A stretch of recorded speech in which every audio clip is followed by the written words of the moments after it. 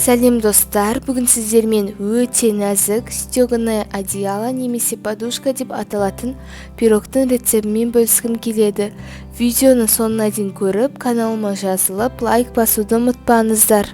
Ең алдымен ыдысымызға 3 жұмыртқамызды жарып аламыз. Содан соң оның үстіне 100 грамм қантымызды қосамыз. Содан кейін оның үстіне 50 грамм сүтіміз бен 50 грамм сұйық майымызды құямыз. Енді барлығын жақсылап тұрып миксерлейміз.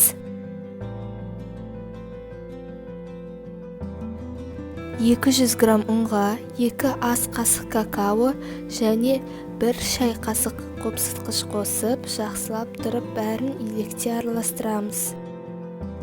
Енді бағанағы массамыздың үстіне илектен өткізіп қосамыз және барлығын жақсылап тұрып бірінші миксерді қоспай шашырамас үшін және миксерді қосып жақсылап тұрып араластырып аламыз. Міне осындай болып миксерленуі керек.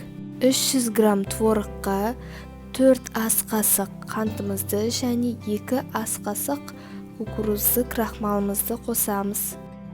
Енді барлығын жақсылап тұрып, блендердің көмегімен еземіз. Блендер болмаса, миксермен де езуге болады. Міне осындай крем тәріздес масса шығуы керек.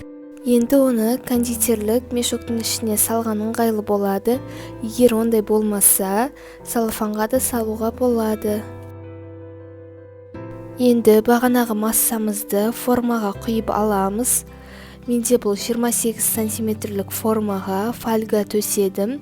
26-24 сантиметрлік форманы да қолдануға болады.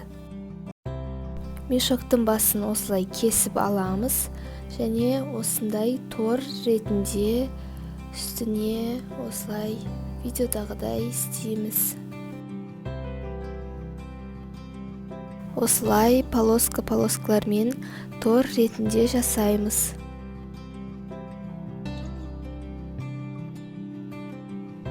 Енді жасап болғаннан кейін 180 градуста 30-35 минут пісіреміз. Бізде осындай нәзік әрі жұп-жұмсақ пирог дайын болады. Қазір бөліп көрсететін боламын. Міндетті түрде жасап көруге кеңес беремін және де каналыма жазылып, лайк басып, видеоларымды қарап отыруды ұмытпаңыздар. Егер сіз көбірек қарайтын болсаңыз, менде де видео көбірек шығады. Міне осылай кесіп аламыз. Көп суытудың қажеті жоқ, өте тез суиды.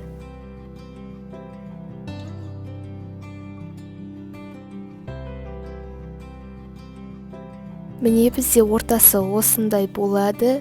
Пирог өте дәмді әрі нәзік. Міндетті түрде жасап көріңіздер.